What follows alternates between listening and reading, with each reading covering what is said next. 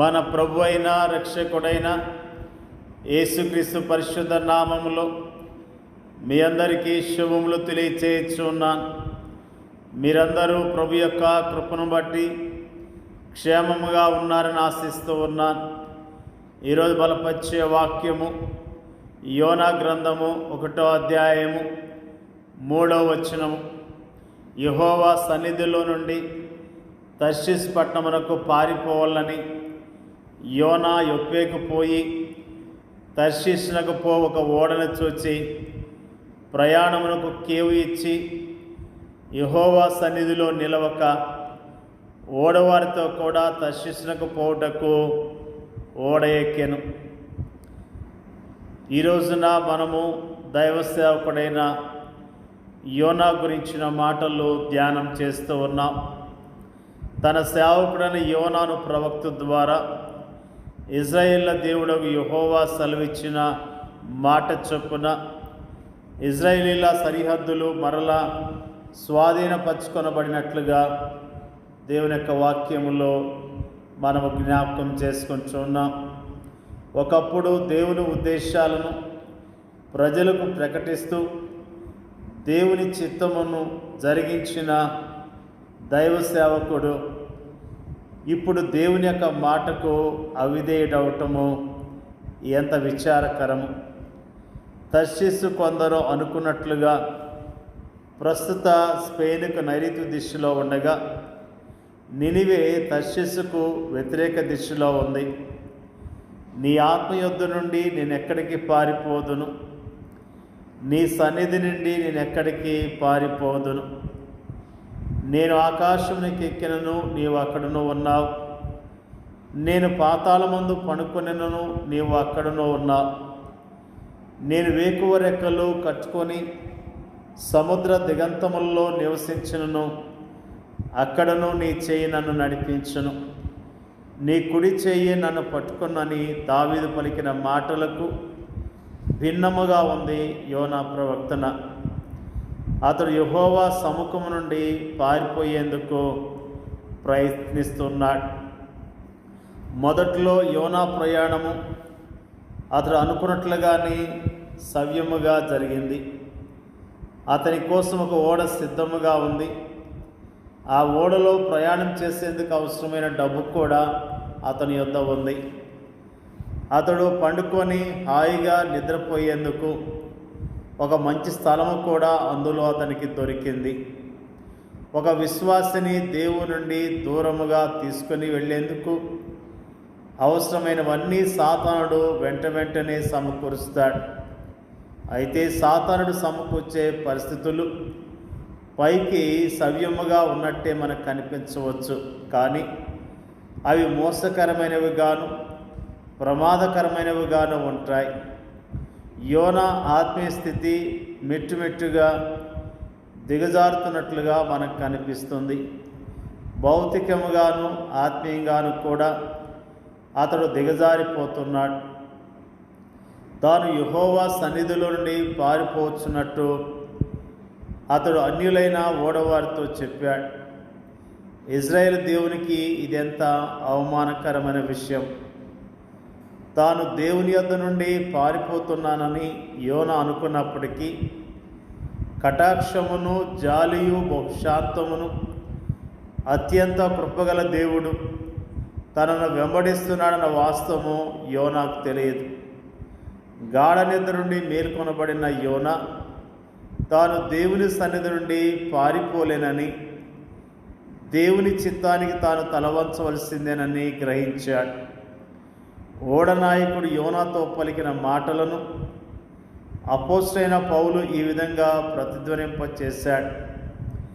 నిద్రించిన నీవు మేల్కొని మృతుల్లో నుండి లెమ్ము, క్రీస్తు నీ మీద ప్రకాశించును. దినములు చెడ్డవి కనుక మీరు సమయమును పోనీక సద్వినియోగం చేసుకొనచ్చు. అజ్ఞానుల వలె కాక జ్ఞానుల వలె నడుచుకున్నట్లు జాగ్రత్తగా చూచుకొనుడి. ఇందు నిమిత్తం మీరు అవివేకులు కాక ప్రభు యొక్క చిత్తమేమిటో గ్రహించుడి. యోనా భక్తుడు దేవుని యొక్క సన్నిధి నుంచి పారిపోతున్నట్లుగా ఈ రోజున మనము జ్ఞాపకం చేసుకున్నాం. నిజంగా దేవుని సన్నిధి నుంచి మనం ఎక్కడికి వెళ్ళగలుగుతాం? మనం ఎంత రహస్యముగా గదిలో కూర్చున్నా, ఎవరికీ తెలియకుండా రహస్య ప్రదేశాల్లో కూర్చున్నా, అవన్నీ కూడా దేవునికి తేటగా తెలియదు. మరి చాలామంది విశ్వాసులు ఈ దినాల్లో దేవుని సన్నిధి నుంచి దూరముగా పారిపోతున్నారు. దేవుని యొక్క సన్నిధిలో దేవుని చిత్తాన్ని జరిగించవలసిన దేవుని ప్రజలు దేవునికి దూరముగా వెళ్ళిపోతూ ఉన్నారు. లోక ఆశల్లో పడిపోయి, లోక చింతల్లో కూరుకొని పోయి దేవునికి దూరముగా వెళ్ళిపోతూ ఉన్నారు. యోనా వెళ్ళటం ద్వారా ఎంతగానో బాధపడ్డట్లుగా దేవుని యొక్క వాక్యము తెలియజేస్తున్నది. మానవులైన మనము ఆయనకు దూరముగా వెళ్ళినప్పటికీ ఆయన అత్యంత కృపగల దేవుడు, దయగల దేవుడు. ఆయన మనకి సహాయం చేస్తూనే ఉన్నాడు.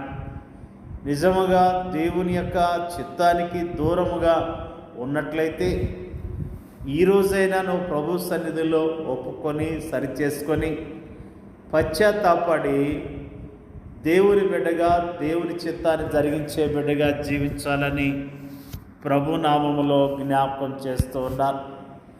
దేవుని యొక్క ఉద్దేశాన్ని నెరవేర్స్తే దేవుడు సంతోషపడతాడు.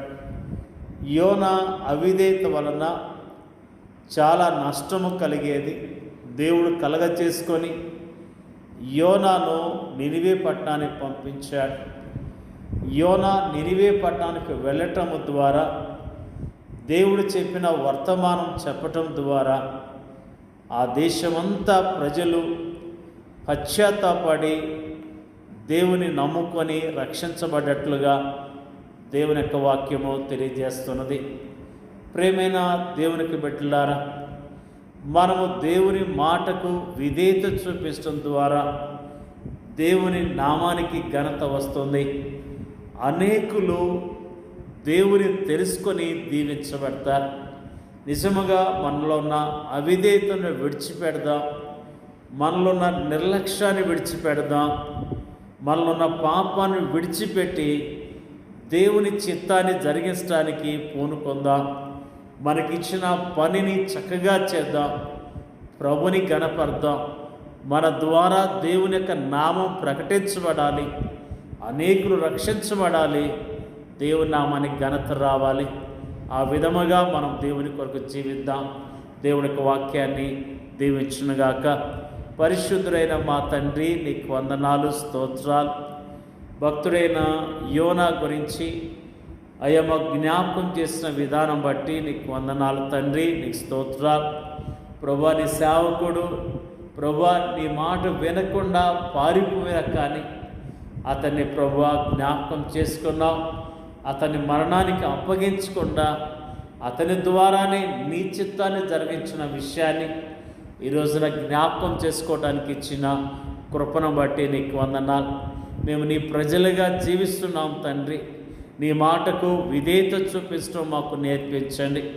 మేము విధేయత చూపించడం ద్వారా అయ్యా నీ నామం మహింపరచబడుతుందని, నీ నామము ఘనత చెందుతుందన్న విషయాన్ని గుర్తించడానికి ప్రభా విధేయులుగా జీవించడానికి కృప దయచేయండి. మరి ముఖ్యంగా ప్రార్థన చేయించున్నాం తండ్రి. మా దేశాన్ని మీరు జ్ఞాపకం చేసుకోండి అయ్యా. నీ నామం ఎరిగిన ప్రజలు ఎంతోమంది అవిధేయులుగా జీవిస్తున్నారు ప్రభువా. నీ చిత్తాన్ని జరిగించకుండా జీవిస్తున్నారు. ఒక్కొక్కరితో మాట్లాడండి ప్రభువా. పడిపోయిన స్థితి నుంచి లేవనెత్తి అయ్యా నీ పరిచర్యలో బలంగా వాడుకోమని ప్రార్థన చేయించున్నాం తండ్రి. స్తోత్రాలు.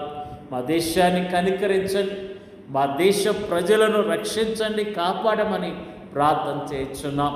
మరి ముఖ్యంగా ప్రపంచవ్యాప్తంగా నీ సేవ చేస్తున్న సేవకులందరినీ బలపరచండి. సేవకులు నీ చిత్తములో ఉండి ఘనమైన సేవ చేయటానికి అనేక ఆత్మలను నీ తట్టు తిప్పే సాధనాలుగా వాడబడతాని సహాయం చేయమని అడుగుచున్నాం తండ్రి. నీకు వందనాలు. వాక్యం ఇచ్చిన ప్రతి సహోదరిని, సహోదరుడు, వారి కుటుంబాలను దీవించి ఆశీర్వదించమని యేసుక్రీస్తు నామములో అడుగుచున్నాం తండ్రి. ఆమేన్.